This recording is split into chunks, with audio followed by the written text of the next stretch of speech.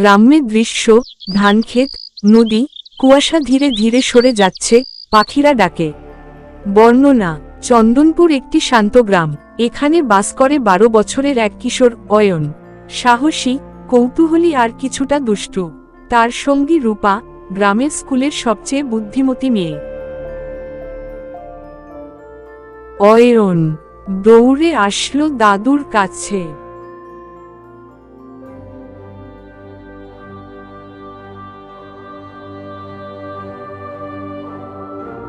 দাদু ভাই, দাদু ভাই, অনেক দিন আগে আপনি একটা বইয়ের কথা বলেছিলেন না? ভাগ্য বদলানোর বই কোথায় গেলে পাবো? দাদু ভাই মুচকি হেসে বলেন, হ্যাঁ রে, ওটা এক অনেক পুরনো গল্প।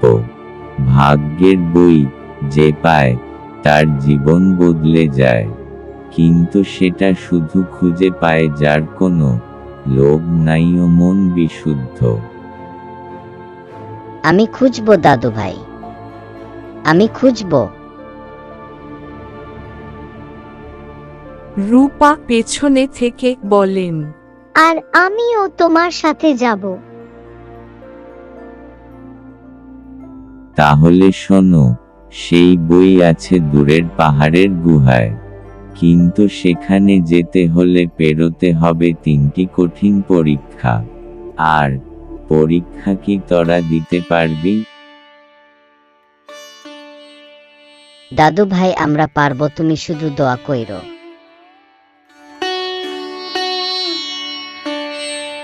এই বলে তারা গ্রাম ছেড়ে বেরিয়ে পড়ল অয়ন ও রূপা।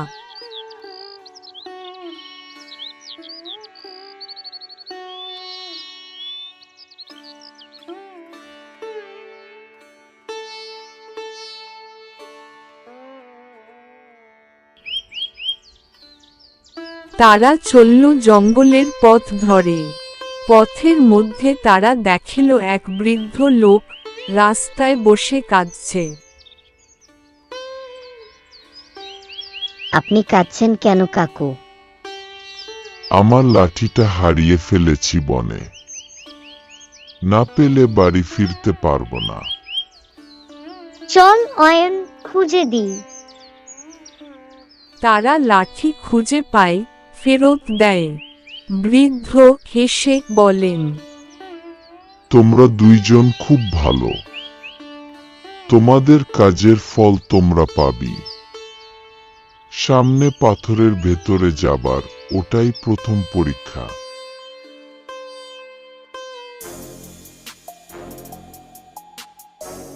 পাথরের গুহায় প্রথম পরীক্ষা। গুহার ভেতর অন্ধকার, একটা পাথরের ঘর। অয়ন রূপাকে বলে, এখানে তো শুধু অন্ধকার, কিছুই দেখা যায় না। আর দরজাটা তো খুলছে না। ঠিক সেই সময় একটি গলা শোনা যায়, তোমরা যদি সত্য বলো দরজা খুলবে, মিথ্যা বললে চিরতরে আটকে যাবে। প্রশ্ন: যদি তোমরা ভাগ্যের বই পাও তাহলে কি করবে?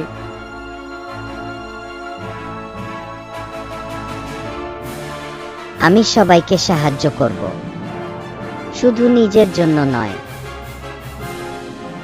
আমিও চাই সবাই সমান সুযোগ পাক, কেউ যেন কষ্টে না থাকে। দরজা খুলে যায়। রহস্যময় সাধুর আবির্ভাব।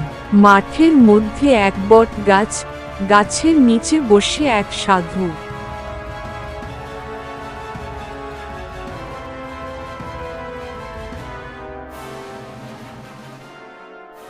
তোমরা পরীক্ষায় উত্তীর্ণ হয়েছ, এখন দ্বিতীয় পরীক্ষা, ভয়কে জয় করো। রাতের বেলা অয়ন ও রূপাকে একটি ঘরে রাখা হয়। হঠাৎ চারদিক অন্ধকার, অদ্ভুত শব্দ, এক বিশাল সাপের ছায়া।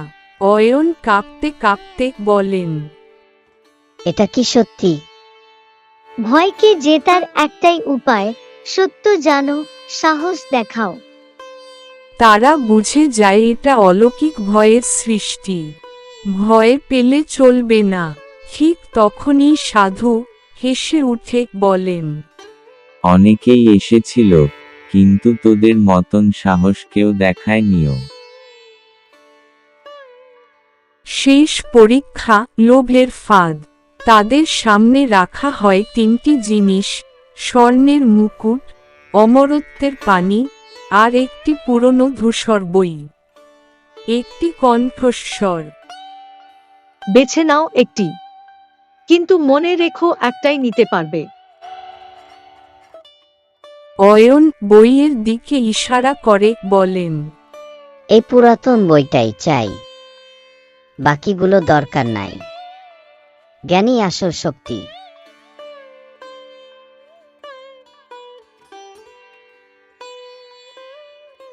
আমিও তোমার সাথেই একমত আছি। হঠাৎ বইটি উজ্জ্বল হয়ে ওঠে। ভাগ্যের বই এর উদ্ঘাটন। বই খুলতেই ভিতরে লেখা, তোমরাই নিজের ভাগ্যের রচয়িতা। এই বই কেবল তাদের কাছেই খুলে যারা নিজের কর্মে বিশ্বাস রাখে। ভাগ্য বদলায় কর্মে, বিশ্বাসে, নৈতিকতায়। মানে, এই বই আসলে একটা আয়নার মতন, নিজের ভেতরের শক্তিকেই দেখায়।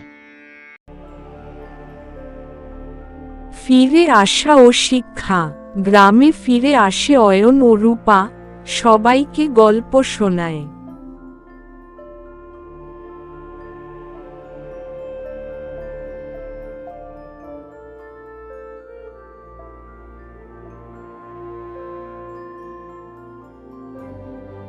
তোরা সত্যিই খুঁজে পেয়েছিস ভাগ্যের বই।